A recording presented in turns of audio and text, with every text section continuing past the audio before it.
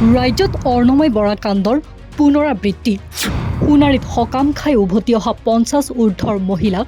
ধৰ্ষণ দুৰ্বৃত্তই নিশা ধৰ্ষণ কৰি পাছত হত্যা কৰি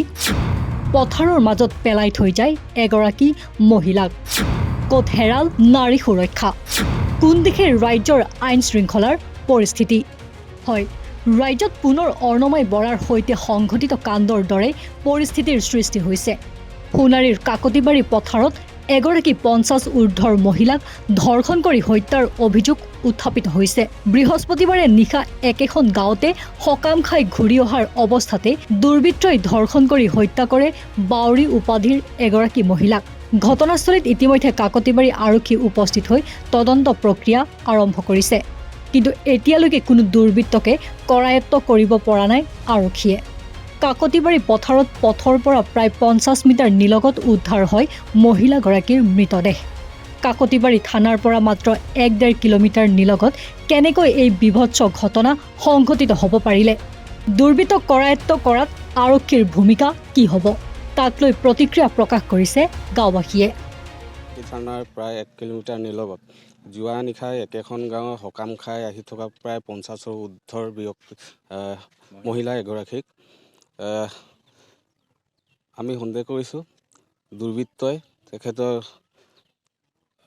শাৰীৰিক যৌন নিৰ্যাতন কৰি হত্যা কৰা আমি সন্দেহ কৰিছোঁ মৃতদেহ পথাৰৰ মাজত প্ৰায় যিটো পথৰ পৰা প্ৰায় ৫০ মিটাৰ নিলগত তেখেতৰ শৰীৰটো আমি উদ্ধাৰ কৰিছোঁ আৰু আমি সন্দেহ কৰিছোঁ দুৰ্বৃত্তই তেখেতক ধৰ্ষণ কৰি হত্যা কৰা আমি সন্দেহ কৰিছোঁ আৰু আমি কাকতিবাৰী আৰক্ষী প্ৰশাসন চৰাইদেউ জিলাৰ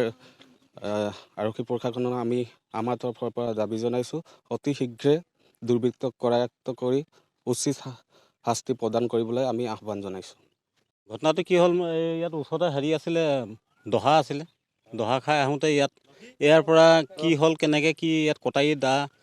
কটাৰী পৰি আছে গামোচা পৰি আছে তাৰপিছত চাটা টামি পৰি আছে এনেকৈ ইয়াৰ পৰা চুচুৱাই নিলে এতিয়া কেনেকৈ কেতিয়া কোন নিলে হয় আমি সময় একো নাজানো ৰাতিপুৱাহে গম পাইছোঁ আমি ৰাতি সকাম খাব লাগে ৰাতি সকাম খাবলৈ কিমান বয়স আছিলে মানুহগৰাকী ৫৫ বছৰমান হৈছে মানে হেৰি কাপোৰ চাপোৰ আছিলে নাই গাত নাই বুলি কৈছে চিন মৰা চিন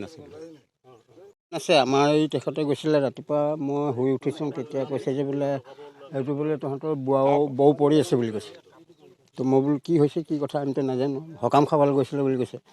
আমি সেইটোৱে জানো তাৰপিছত ৰাতিপুৱা মই বোলো যা কি হৈছে চাই আহিবি তাৰপিছত আহি পিনি দেখিছে ডেক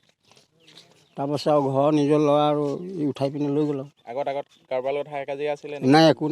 একো কাজিয়া পেচাল নাই 7টামান বজাত মানে কোনোবা খবৰ দিলে নি ক'ত গৈছিলে হয়তো ঘৰত সভা হৈছিলে তালৈ গৈছিলে সভা খাই আহিলে কিমান সময়ত গৈছিলে সভা এইটো কিমান সময় ধৰি লওক 7টা মানেই বাজিছে মানে সন্ধিয়া সময়ত গৈছে ইমান টাইমতে আহিছে ঘূৰি আৰু এই বাটৰ পৰা মানে আলিৰ পৰা মানে চুচুৰাই লৈ কাৰোবাক সন্দেহ কৰিছে নি আপোনালোকে এতিয়া সন্দেহটো পাব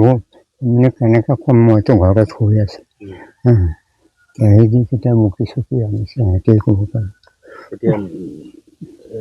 আপুনি ৰাতি খবৰ কৰিছিলে নি মানুহজনী যে ইমান দেৰিলৈকে অহা নাই ৰাতি মানে আহে ঘৰলৈ আহে মানে অহা নাই ময়ো আৰু বেমাৰ হৈ আছোঁ জ্বৰ কাহ মই একদম মুখা বন্ধ হৈ আছোঁ তাৰপিছত মই ল'ৰাটো আহিলে ল'ৰাটো অলপ দেৰিকৈ আহিলে সৰু ল'ৰা হয় সৰু মানে ডেকাই তাৰপিছত সি আহিলোঁ ৰাতি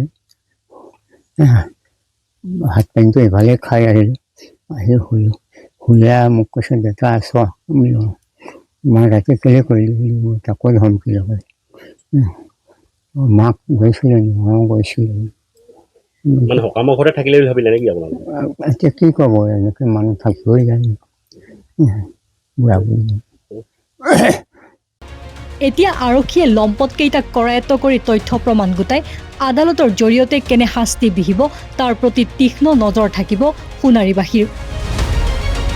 news desk report north east নাও